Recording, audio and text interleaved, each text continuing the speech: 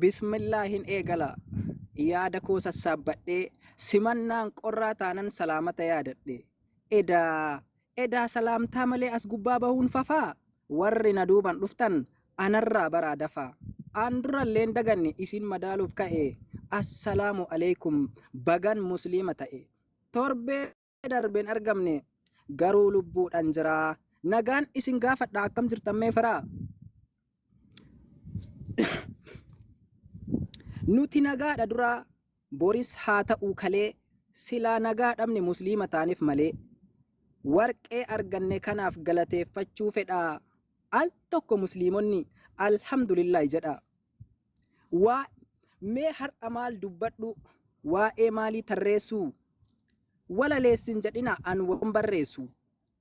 Waan dubbadhu yoon qabne isin irraa hin dabuu. Walaleessimaa jettan an walaloo hin qabu. Uuman ardii fi samii inni cubbuu laaqaaree abbaa ilma hafuurri qaama sadi waaqaaree innuu nuuf jecha du'e ka'e du'as moo'atee guyyaa sadiin sanitti eenyutu isin too'atee iccitiin du'a waaqaa sobas haa ta'u dhugaa keessanitti deebina ofirraanfatee mugaa diinni erga fannisee harka laatee bahinna boqate oduun jettus dhukkubsatee tahinna. Ka'uufis silaan turre ziyaaraa dhaqee tarii fira du'een qabdanii maa kaasuu dhabe garii mirgaan korii bitaanuu dubbiin tuni laaqadha inni ajjeesu garuu shakkiin qabu waaqadha. Qumaara sobaa dhiisaa Yesuus hin beeku du'ee guyyaa sadii miti sokondiif boolla bu'ee hoolota badde duwwaaf saba Israa'el hudhatee dirqama isaa bahannaan waaqni ofitti ol fudhate. Yesuusin namaa jedhee fannifamee yuun jiru fiilmiin Yahudaa sobaa in gowwoominaatiru. Eenyutu namaaf du'a? Kijibni kun maalidha? Innis nama akka keessanii lubbuun tuni qaalidha. Kan haadha oliin jiru mee isin haadhaa du'a? Kijibaan digiriidha waan takkan qabdan bu'a. Yesuus musliima innu maqaan dhalootaa Iisaa isinuun beeku inni jarana cubbuu dhiisaa. Mucaan waaqa yoo jettan namummaa isaa gooltanii haati hoo adaadadha maalitti isinii ooltanii? Ilmi Maariyamaa Iisaa Yesuus supheedha itti maaramiin nuti hin beekne jaraaf akkoota itti hiibboon keessan na dhibee natti maa akkam baruu dubartiin ammaa tunniin maaf waaqa hin deenne garuu waaqni dubartiin deessu ayyaanaaf waan qalanne hangafni dhufaan jiru quxisuun hoon dhalanne. Ergamoonni waaqayyoo kan isin beekun jiru amantii sobaa hordofaa in manaa binaatiru. Addamiin irraa kaasee hamma Daawitiif Muusee gabroota rabbiin ergee musliimaaf galaa kuuse. Yesuusis akkasuma Abrahaamis haa ta'u warra rabbiin tokkicha amanee ragaa bahu. Nabi Muhammad illee homaan qaban waan addaa ergamaa dhumaaf dhugaa cinaacha keenya madda. Kaayyoon isaanii tokko. Kennaan jaraa gargaraa dhugaa barsiisuuf dhufan jaarsas ta'ee dardara. Mana tokko ijaaraa citaa waliin saamanii ergaa fuudhanii fidan musliimotaaf dhaamanii. Waa'een waaqummaa Yesuus hibboo ta'ee hafuunsaa hoolonni karaa baddee tikseen immoo rafuunsaa. Yesuus humna maal qabaa itti amannaan fayyisaa kaansariin dawaan qabnee dhukkubni hamaan isa. Gabricha waaqatinni siif barsiisaa wayyinnaa waaqni ergachuu beeknan daandiin isaa fayyinnaa. Namuma akka keessaniin waaqa jettaniin sirrii kun hunda wallaalamoo gowwoomaa jirtan birriin. Namni beela'ee nyaate borumtaa bobbaan ba'u obboleessi keenya kun mee maaliin waaqa ta'u? Egaa Yesuus waaqa jettanii dandeettiin isaa kamii?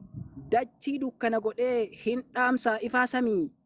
Innu humna waaqatiin malee uf danda'een dhaabbatu tiksee looniti malee waaqni harree yaabbatu. Namni dhugee fincaa'u harkaa fi miilli lama Yesuusin waaqa jechuun kun wallaalummaa hama. Waan qabatamaan qabu dubbiin isaa laaqallee yoo fedhe nama guutu gaafa fedhe waaqallee Yesuus waaqummaan qabu eeyyeen nama guutudha. Ilma waaqayyos miti lubbuun isaa duutudha. Ilma waaqaan jedhina cubbuu daangaa tartanii haati warraa eenyudha isin ijaan gartanii? waaqa uume waakkataa uumamaaf kuftee ka'uun daandii dhugaa lagattee sobatti michuu ta'uun dhaloota Yesuus duraa namni hin turre lafarra Phaawulos faa eenyu uume seenaa jaraa agarra. Phaawulos hangafni hin jira quxisuu hin faarsinaa. Yesuus halaqaa Israa'el Musee dareen aarsinaa. Eeyyen gahee waaqummaan qabu Musee dareen jeeqinaa. Israa'eliif ergame habashoonni hin qeeqinaa. Iddoo yaamamin taa'uuf maal godhuuf shookattanii? Bakka isin hin hooksisin dirqamaan hooqattanii? Yesuus an waaqa jedhee wangeelota keessatti gaafii kana deebisaa boqonnaa kam eessatti? Paastariin deebiin kennu sammuun hadoodee rafaa. Waa'een waaqummaa Yesuus gatii ta'ee hafa. Kanaaf namummaan isaa homaan qabaanne shakkii obboleessa jaallannuun waaqan jedhinaa lakki. Yesuus jireenya jedhan itti da'anii karaa innuu rabbiin waaqessaa hin afuufinaa dhara. Ilma namaa waaqessaa jaannata galuu feeta. Jaannanni salphaa miti mana qabalee seeta. Amantii dahoo godhee kan dhagaa wal baachisu macaafatu eeyyame raammoon akka nyaachisu. Isaayyaas raajichaa 36 udaanis nyaadhaa jedhee dubbiftanii yaanama. Wangeelli Yohaannis boqonnaa 6:53 namaas quuncisaa nyaadhaa wanta akkan qabuu badii. Kanaan amantii jedhaa fanjii sobaan dhoosinaa. Boru gatii kafaltii lubbuudhaan hin qoosinaa. Eeyyen lubbuudhaan hin qoosamu waaqa uume gaafata. Waan hojjettan himsiisuuf du'aa keessan kaafata. Biyyoonni tokko tokko sangaaloonii waaqessa bareechee warqeen faayee. Gariin nama waaqessa suuraa isaa ol kaayee. Gariin muka waaqessa abdaarii dhadhaa dibee. Gariin tulluu fi malkaa waaqessa waan hin dhibee. Baay'inni amantii jiruu 400 qulqulluun tokko qofa kan hafan hunduu xurii.